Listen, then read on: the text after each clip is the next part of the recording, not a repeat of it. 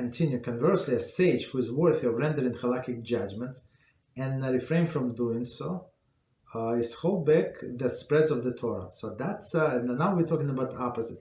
And with somebody who knows, somebody who is God-fearing, and he said, no, I'm not going to do it. That's the problem also. So if you're in a position to give somebody advice, give a judgment, it's not all like between two people, right? That person asks you what to do in life. So it's also like a judgment, halachic judgment, according to Halachah. Can I continue working in this company? No, right? Why? Because Halachah is like this. Okay, that's also judgment. 42 commentary. Almost parenthetically, in the midst of the critique of the undeveloped who render halachic judgment too casually, the Rambam explained that this nevertheless a person who is qualified should not hesitate from the rendering halachic judgment. On the contrary, if he does hesitate, he's also guilty of improper conduct. So it's not only the person. I mean, that's how we explain it. Not only a person who is like this arrogant person who jumps and jumps in and give the judgment, but is a wicked, right? But also this person who can help people and should help people, but he said, no, I'm going to learn Torah in my corner. Don't bother me, and I'm not going to tell anybody what to do. Also, it's very wrong. A teacher once told a student to serve as a Rabbi of a particular community. The student protested. That's a beautiful story. Very interesting. A student protested, claiming that he was afraid of responsibility of rendering halachic judgment for such a large community. The teacher responded, "Whom should I send? Someone who is not afraid?" Of course. When this rabbi renders a judgment, so he understands that if it's a wrong advice for that person, so this rabbi would be held responsible in heaven. Of course, if he did everything possible, everything that depended on him, that he checked, did his research, asked all of the possible questions and gave them advice, and students screwed up, that's a different story.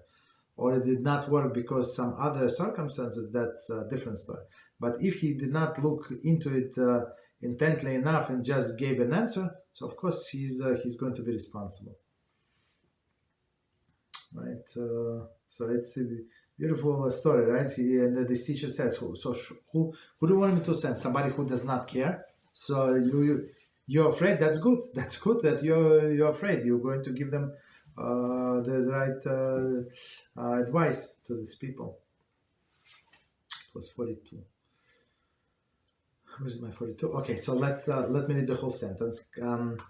Conversely, a sage who is worthy of rendering halachic judgment and refrain from doing so holds back the spreads of the Torah, which is not good, right? To be the one who holds this spreads of the Torah. 43. In Hilchot Sanhedrin 28, the Rambam makes similar statement, except that there he qualifies his condemnation of the sage who is worthy of rendering halachic judgment and refrains from doing so, as implying only when the generation needs him. In a contrast, so he said, no, get somebody else, get this one is bigger, that's one thing, right? So he said, only if there is nobody else, yes, I'm going to go, right? In a contrast, if the sage refrains because he knows there is another individual fit for to render halachic judgment, he's praiseworthy. So he knows that there's somebody more knowledgeable than me, more God-fearing than me. So let him judge. Let him be. Let's say if that person is capable, if available to do that, right? So if he's not available, that you must do it. Similar in Hilchot Sanhedrin 3:10, the Rambam praises sages who flee from the second appointment as judges. So why? Because it's a huge responsibility. Huge responsibility to be a judge. Huge responsibility to give advices. 43. Right, and places stumbling blocks. So a person who knows who is worthy of rendering a halachic decision does not.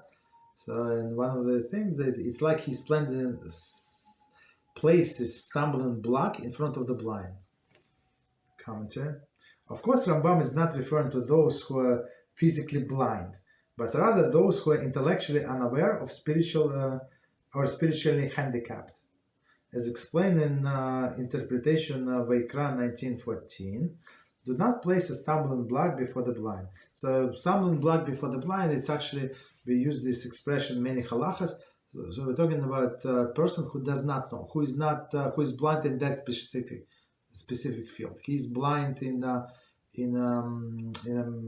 laws of taxes of this country, or he's blind in I don't know. So I mean, blind meaning not knowledgeable.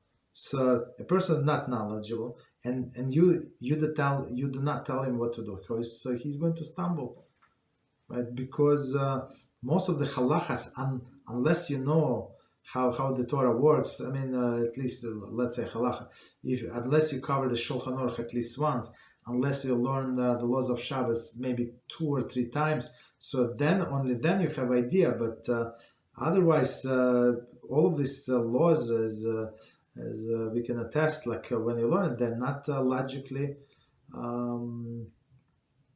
A person cannot derive them logically. Who does not have background or very weak background would never derive this logically, because they are divine logic, of course.